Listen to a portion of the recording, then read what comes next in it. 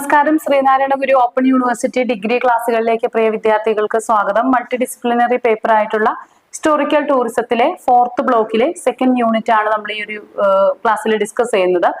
അപ്പോൾ ഈ യൂണിറ്റിന്റെ പേര് സേക്രഡ് ജിയോഗ്രഫി എന്നാണ്.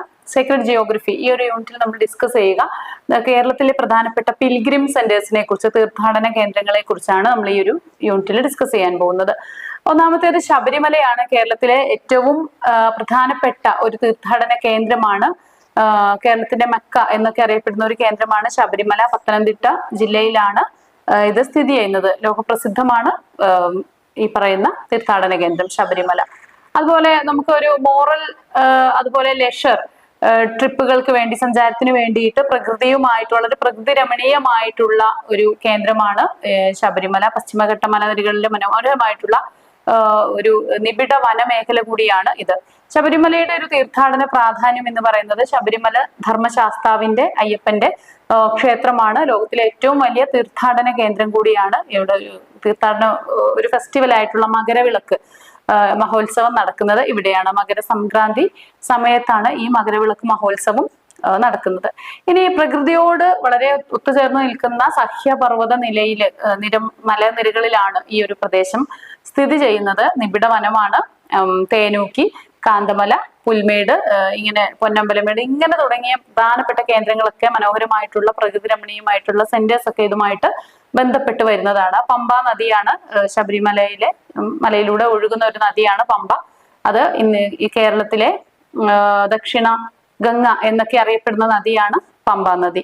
ഇനി വിനോദസഞ്ചാര പ്രാധാന്യം, ശബരിമലയിൽ എത്തിയാൽ ഒരു വിശ്വാസത്തിന്റെ പ്രാധാന്യത്തിനും അപ്പുറത്തേക്ക്, അല്ലെങ്കിൽ അതോടൊപ്പം തന്നെ ഈ പ്രകൃതി ദൃശ്യങ്ങളും അതുപോലെ വന്യമൃഗങ്ങളും ഒക്കെയുള്ള മനോഹരമായിട്ടുള്ള ഒരു ടൂറിസ്റ്റ് അനുഭവം കൂടി ലഭ്യമാകുന്ന ഒരു പ്രദേശമാണ്. ഇനി ചേരമാൻ മോസ്ക് ആണ് മറ്റൊന്ന്. ചേരമാൻ മോസ്ക് ഇന്ത്യയിലെ തന്നെ ഏറ്റവും ആദ്യത്തെ ഇസ്ലാമിക മോസ്കുകളിൽ ഉൾപ്പെടുത്തുന്ന ഒരു മോസ്കാണ്. കേരളത്തിലെ ആദ്യത്തെ പള്ളിയാണ് ചേരമാൻ ജുമാ മസ്ജിദ് എന്ന് പറയുന്നത്. അപ്പൊ ഇതിന് മതപരമായിട്ടും സാംസ്കാരികമായിട്ടും ഒക്കെ പ്രാധാന്യമുള്ള കേരളത്തിന്റെ റിലീജിയസ് പൈതൃകത്തിന്റെ ഒരു കേന്ദ്രം കൂടിയാണ്. ഇതിന്റെ ചരിത്ര പ്രാധാന്യം നോക്കാം.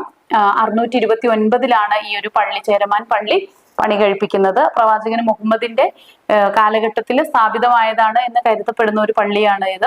ഇനി ഇതിലെ ശില്പ കലയില് ഇത് ഹിന്ദു മുസ്ലിം പാരമ്പര്യത്തിന്റെ ഒരു സമന്വയമാണ് ഈ ഒരു പള്ളി. പള്ളിയുടെ പ്രാചീനമായിട്ടുള്ള മരത്തില് പണിതിട്ടുള്ള കൊത്തുപണികളോടുകൂടിയ മറ്റുമൊക്കെ ഇതിന്റെ ഒരു വലിയ പ്രാധാന്യമാണ്. പഴയ താഴികക്കുടവും ഒക്കെ ഉൾപ്പെടുന്ന വളരെ മനോഹരമായിട്ടുള്ള ഒരു സൃഷ്ടിയാണ് ഇത്. ഇനി മലയാറ്റൂർ ചർച്ചാണ് മറ്റൊരു പ്രധാനപ്പെട്ട കേന്ദ്രം. ഒരു ക്രിസ്ത്യൻ പിൽഗ്രിം സെന്റർ ആണ് മലയാറ്റൂർ പള്ളി. എറണാകുളം ജില്ലയിലെ മലയാറ്റൂരിലാണ് ഈ ഒരു പള്ളി സ്ഥിതി ചെയ്യുന്നത്. ഇത് കേരളത്തിലെ തന്നെ വളരെ പ്രധാനപ്പെട്ട ഒരു വിശുദ്ധ അപ്പസ്തോലൻ സെന്റ് തോമസ് ഈ പ്രദേശം സന്ദർശിച്ചതായിട്ട് പറയപ്പെടുന്നു. അതാണ് ഈ ഒരു പള്ളിയുടെ ചരിത്ര പ്രാധാന്യം എന്ന് പറയുന്നത്. വിശ്വാസപ്രകാരം സെന്റ് തോമസ് കേരളത്തിന്റെ പ്രാചീന ക്രൈസ്തവ സമൂഹത്തിന്റെ സ്ഥാപകനായിരുന്നതുകൊണ്ട് തന്നെ ഈ പള്ളി ആധികാരികം അതുപോലെ ക്രിസ്ത്യാനികളെ സംബന്ധിച്ചിടത്തോളം വളരെ പവിത്രമായിട്ടുള്ള ഒരു കേന്ദ്രം കൂടിയാണ് ഇത്. മലയാറ്റൂർ പള്ളി 609 മീറ്റർ ഉയരമുള്ള ഒരു മലയുടെ മുകളിലാണ് സ്ഥിതി ചെയ്യുന്നത്. മലയാറ്റൂർ മലയുടെ മുകളിലാണ് സ്ഥിതി ചെയ്യുന്നത്. ഇനി മലയുടെ മുകളിൽ നിന്ന് നോക്കി വളരെ മനോഹരമായിട്ടുള്ള പ്രകൃതി ദൃശ്യങ്ങൾ കാണാനായിട്ട് സാധിക്കും. പെരിയാറിന്റെ തീരത്താണ് ഈ ഒരു പള്ളി സ്ഥിതി ചെയ്യുന്നത്. ഇനി മറ്റൊന്ന് കണ്ണൂർ ജില്ലയിലെ പറശ്ശിനിക്കടവാണ്. പറശ്ശിനിക്കടവില് ഒരു പ്രശസ്തമായിട്ടുള്ള വിനോദസഞ്ചാര കേന്ദ്രം കൂടിയാണ്. തീർത്ഥാടന കേന്ദ്രമാണ്, അതോടൊപ്പം തന്നെ ഒരു വിനോദസഞ്ചാര കേന്ദ്രം കൂടിയാണ്. ഇവിടെ ശ്രീ മുത്തപ്പനാണ് പ്രധാനപ്പെട്ട ആരാധനാ മൂർത്തി. ഇനി പറശ്ശിനിക്കടവ് ഒരു സ്നേക്ക് പാർക്ക് ഉണ്ട്. ഈ സ്നേക്ക് പാർക്കും ഈ പ്രദേശത്തിന്റെ പ്രധാനപ്പെട്ട ആകർഷണമാണ്. 150-ലധികം സർപ്പ ഇനങ്ങളുള്ള ഒരു സർപ്പങ്ങൾ അധിവസിക്കുന്ന ഒരു കേന്ദ്രമാണ് ഇവിടം. ഇനി പൈതൃക പരിപാലനം, സർപ്പങ്ങളെ സംരക്ഷിക്കുകയും അവയോട് ഒരു മാനവഭീതി കുറയ്ക്കുകയൊക്കെ ചെയ്യുന്നതിന് വേണ്ടിയിട്ടുള്ള പ്രയത്നം കൂടിയാണ് ഈ ഒരു സ്നേക്ക് പാർക്ക് എന്ന് പറയുന്നത്. ഇനി കൊടുങ്ങല്ലൂർ ഭഗവതി ടെമ്പിൾ ആണ് മറ്റൊരു പ്രധാന കേന്ദ്രം. കൊടുങ്ങല്ലൂർ ശ്രീ കുറുമ്പ ഭഗവതി ക്ഷേത്രം കേരളത്തിലെ പ്രാചീനമായിട്ടുള്ള അതുപോലെ തന്നെ പ്രശസ്തമായിട്ടുള്ള ഒരു ക്ഷേത്രമാണ്. സാംസ്കാരികമായിട്ടും മതപരമായിട്ടും ഒക്കെ വലിയ പ്രാധാന്യമുള്ള മനോഹരമായിട്ടുള്ള ഒരു ചുറ്റുപാടുള്ള ഒരു കേന്ദ്രമാണ് ശ്രീ കുറുമ്പ ഭഗവതി ക്ഷേത്രം.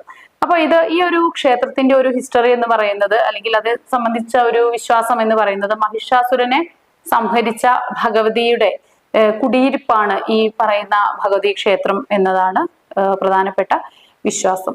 അപ്പൊ നമ്മൾ ഇവിടെ കേരളത്തിലുള്ള പ്രധാനപ്പെട്ട ചില ടെമ്പിൾസും അതുപോലെ പ്രധാനപ്പെട്ട മോസ്കും ഇനി ചർച്ചും ഒക്കെയാണ് നമ്മൾ ഇവിടെ ഡിസ്കസ് ചെയ്തത്. ഞാൻ നേരത്തെ മുൻ ക്ലാസ്സുകളിലൊക്കെ പറഞ്ഞതുപോലെ ടൂറിസ്റ്റ് സെന്റേഴ്സ് ഈ പറഞ്ഞ 1-2 എണ്ണത്തിലൊന്നും അവസാനിക്കുന്നില്ല. അതിന് നിങ്ങളുടെ പരന്ന വായനയും അതുപോലെ നിങ്ങളുടെ യാത്രകളും ഒക്കെ അതിലേക്ക് കൂടുതൽ നിങ്ങൾക്ക് ആഡ് ചെയ്യാനായിട്ട് സാധിക്കും. ഇത്രയാണ് നമുക്ക് ഈ ഒരു പേപ്പറിൽ പഠിക്കാനുള്ളത്. Thank you.